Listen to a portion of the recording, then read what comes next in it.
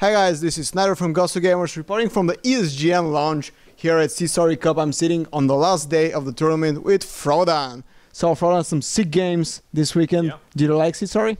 Do I have what? Did you like SeatStory? Oh, I loved it. It's just, I really think it's really cool that not only do we get to see the players' personalities, but we also have great games.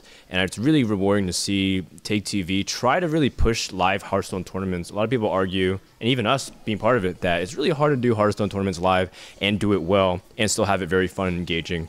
Take TV is able to do all those things. Did you have faith in them? Like, because personally, I was a bit skeptical because we've tried streaming live, and I know it's a bitch because no observer mode. Like you have to bend over backwards to produce quality content. But man, like what I've seen this weekend, it's out of this world. Like I don't think I've seen a better produced live event. Just amazing. Yeah, it's a little bit tricky because you have to balance a lot more, and if you take into account the fact that they're also doing Hearthstone and StarCraft, and they have to switch their production gear all the time between series, it's even that much more impressive. Did I have faith in them? I did, but I also was really hoping that they would get good games because that also just draws the numbers. People kind of care about production, but it gets to a certain point where they really want to have quality games. And I'm really happy for Dennis because his team works really hard. He slept like 2 hours a night for like a month preparing for this tournament.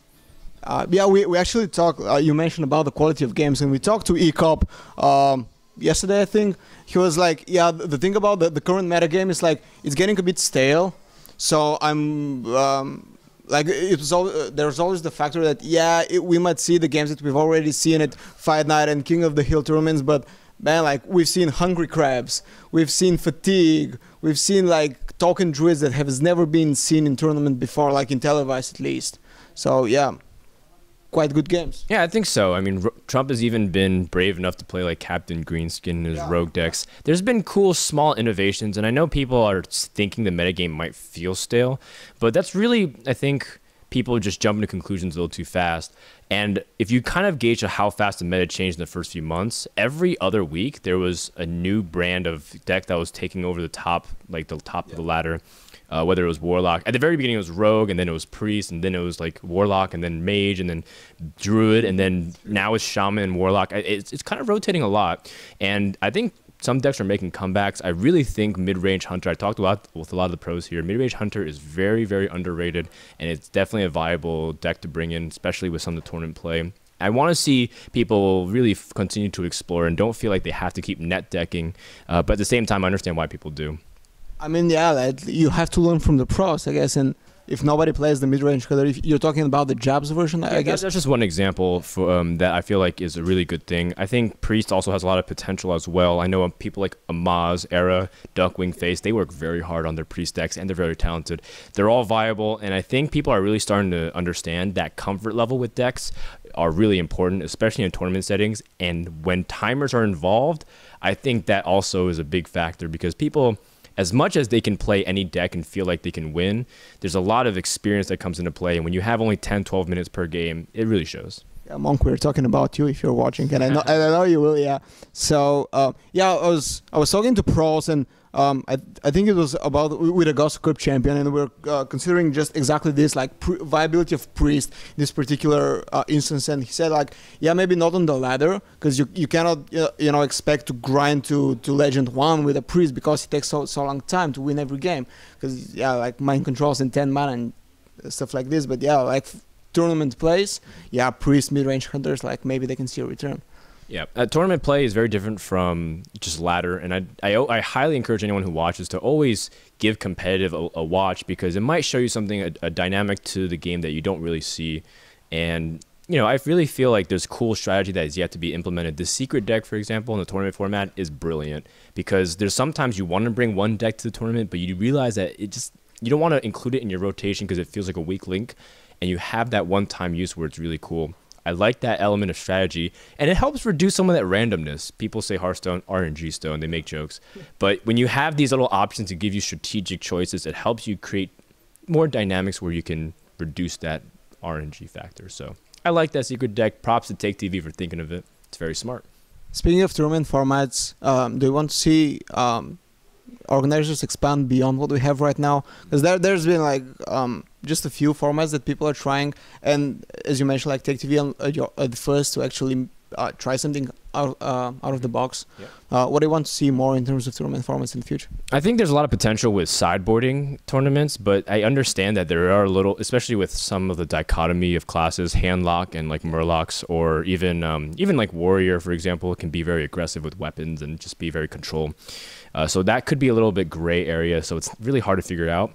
I can tell you this, and this hasn't been public at all, so you're welcome, GosuGamers. ESGN is thinking of doing a different format change as well for the upcoming fight night that we're going to film towards the end of the month. We're going to be doing another one. We're thinking about bringing out Mana Grind and maybe another team that we sent out a golden ticket application, which, by the way, for people who don't know, we're looking for HearthStone teams to come compete for fight night. So if you feel interested, send a video application to goldenticket@esgntv.com, and you guys can even compete too. GosuGamers, if you put a Team Nidra, maybe you can compete.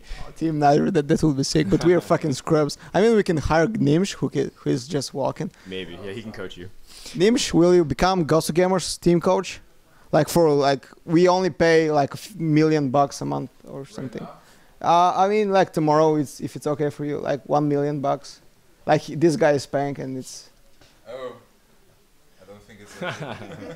Yeah, that's because it's not. So yeah, send in your applications. We're thinking about filming at the end of the month, and so the sooner you guys get in, the better. And if not next time, maybe the following time afterwards.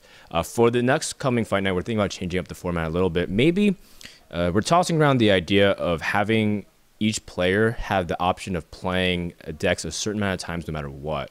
So for example, if it's like a best of 7 or a best of 5, you can only play each deck twice. It doesn't matter if you win or lose, and therefore you avoid like a sweep where it's just like one class that you dominate with, or vice versa. If you lose with it, you don't feel like you lost because you just got bad draws. There's sometimes you play a warrior deck, you just draw all your heavy legendaries, you lose because you don't have anything, and that's just bad beats. We want to give these opportunities and maybe bring some strategy. Maybe you pick warrior first class and then you save it for like the last one, and then you know your opponent only has 2 classes to choose left from. This kind of strategy and pick, I think that's kind of cool. We're talking about it. We're bringing back Crip if we can, and it's going to be a fun time. I highly encourage you guys to check it out. Do you think of expanding the band class system? Because you did it for season 3 and 4. It was quite cool. I liked it personally. Yeah. It's like kind of like the Dota League of Legends feeling.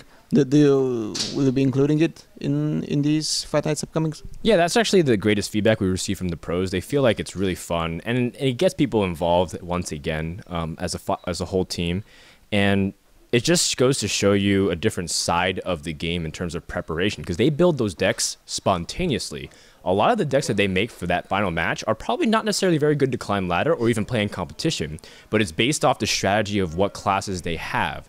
So, for example, a very common pick would be like Warrior and Hunter, because Warrior is like the natural biggest counter to the Hunter, and as a result, you kind of use that dynamic to be able to get away with playing a little bit more aggressive as a Hunter, because you know Warrior is not there anymore. So it gives you opportunities to, build specific decks in unique situations that people don't necessarily get to see.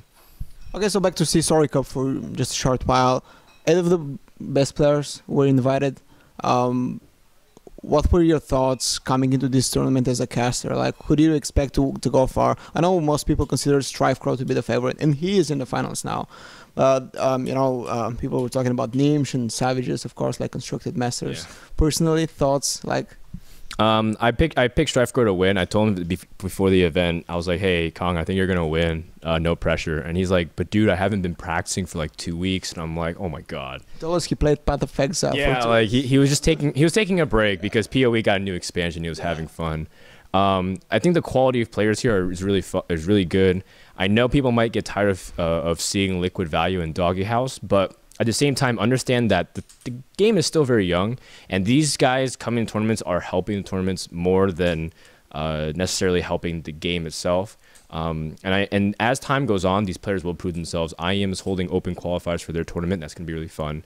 And we at ESGN want to bring out more teams. So just be patient and allow these guys to continue to develop. And people watch these guys for the story now. I think a few months ago, people probably wouldn't really be so excited to watch StrifeCrow or guys like Monk play. But now when they see them, they kind of tie the name. They each have their own little fun gag. Monk takes forever. Trump is, he plays the Hungry Crab now. Yeah. So that kind of fun stuff. People love those storylines. Yeah, it reminds me of early days of StarCraft 2 when we knew not necessarily the best players. I mean, many of them are still playing and are very good, like TLO. But someone like Jinro and Idra are no more. But they were still great stories because the game was so young. Yeah, for sure. I think setting up and that's what Fight Night really aims for, is to establish the team franchise. So when someone steps on the team, you feel like they buy into an identity and a culture, and that way people have more longevity in what they follow, because if they follow individual players, eventually they're going to stop playing and then the fandom kind of dies out. We want people to be excited not just for the players but also the teams, and to show the team spirit, and that's what it's really about. And that's what I love about SeatStoryCup too, because as much as these players compete, they're also friends and they love hanging out with each other. Yeah, the camaraderie around the SeatStoryCup for this past weekend, I really love it. Like, players all going around together and discussing decks, even if they're from opposing teams, like they get together and talk. Yeah. Okay, so next match is Trump against Nimsh for the losers final. Your prediction? You know, I think Trump is playing the best Hearthstone of his life right now in terms of constructive. I talked to the guys yesterday night when we were all hanging out after day 2, and I said I think Trump's playing the best in this tournament overall. StrifeCrow makes really great decisions, but he always makes the best decisions. And it's said very often that Hearthstone is not about making the best decisions, it's about making the right decisions. And I think Trump takes a lot of risks that might not be best, but he also makes a lot of power plays, and he's made correct reads. Like, his reads, I feel like, have been slightly better than StrifeCrow. And I think, you know, for example, and I was arguing with Artos. Artos was like, no, Savige and StrifeCrow have been playing the best. And I'm like, it's really easy to say that, but I think Trump, the reads, the predictions, and his risks have been excellent, and they've been the right choices. So overall, I'm going to pick Trump to win it, as much as I like Nimsh. And Nimsh played really, really, really good against StrifeCrow. So I think it's going to be a close one, but I'm going to pick Trump. There were such heavy top decks in this series, like between us. Okay, so what about the finals? Like, say, Trump beats Nimsh and then Trump StrifeCrow? Yeah, and as much as I would like to see Trump go all the way, I think StrifeCrow is going to stop him, just because StrifeCrow will have a 1-game advantage, and that's a lot. The best of finals isn't like 2 best of 7s, because that'd be insane. It's going to be the player who comes from the winner bracket has a 1-game advantage. So StrifeCrow will have to edge it out, and I don't think Trump will be able to overcome it, but I would love to see it. And I know Jeffrey really takes this tournament extremely seriously, because I know people doubt and hate on him, but Trump's really, really good. I think it's time for them to recognize that. Okay, so I want to move from Hearthstone away for a while. Sure. Something been happening in the StarCraft 2 scene. NASL closed doors. I think 2 days ago, or even yesterday. So you work with them pretty close. What's your take on the entire organization just basically shutting operations? Because they've been like a staple. I mean, they might have not been like the best and the most flawless organization in StarCraft 2, but people still love them, and they still brought us great memories with NASL seasons. So now that they've been struggling, and along with StarCraft 2 as a game as well. So overall thoughts on the end of the era? You know, I haven't actually gotten to talk too much about it. I think, like, the first thing is I'm really grateful to NASL for what they've done for me, and I know it's not necessarily about me, but it's just, you know, they took a chance and gave me a job when I was unproven, and they really helped cultivate a lot of what I was able to do. I'm really sad on a personal level. I wouldn't say it was unexpected that they ended up going away and packing things up. It was just surprising that it was this quickly.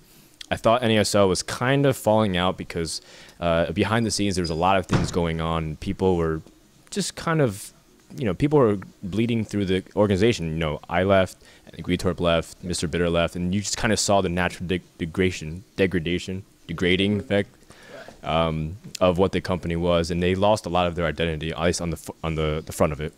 So it's not unexpected, and it just sucks. It just sucks because that's not what the scene needs. The scene really needs somebody to anchor them down, because people really feel like at this point, games are becoming more and more business and less about what the spirit of esports and community is, which is doing it because we love playing the game and we want to see the fun stories, we want to see the competition. But the ugly truth is that there is a big business component to it. You guys know that, organizers know that, I mean, Take TV, even doing Hearthstone, is a real talk, acknowledge of that. StarCraft 2 is definitely in a very awkward space, but I don't know. I'm just kind of rambling because I'm just kind of thinking about it. It's a tough topic, and it's a broad topic, and that must be discussed in length, I believe. Yeah. What do you think NASL did wrong? Was it just, you know, the game they were focusing on with StarCraft 2, and the game is, as we said, a bit suffering at losing viewerships? I mean, yeah, it's a topic that we all know it will be on Reddit like tomorrow or something again.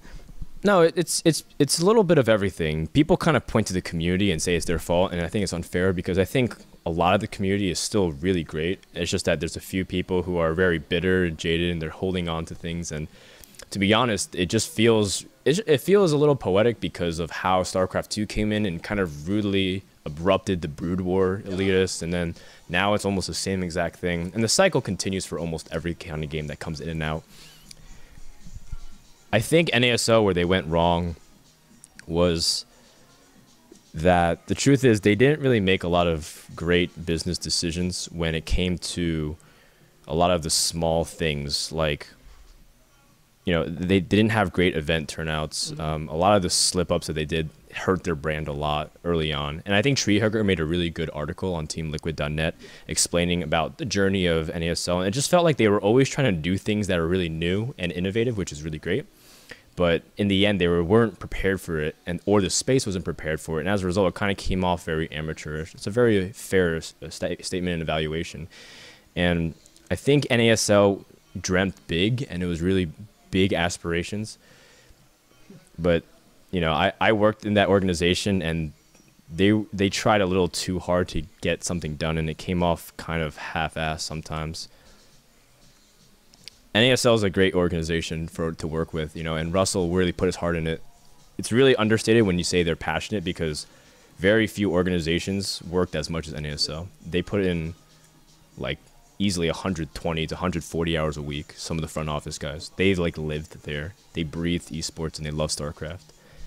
What about MLG? Because in North America, this is still the biggest organization, and they're kind of returning to StarCraft 2 now, trying with the Game On branding. They will be putting StarCraft 2 back on the big stage. Do you think they'll be able to catch up to the StarCraft 2 you know, tournament meta of how you produce stuff after being away for what, a year and a half now?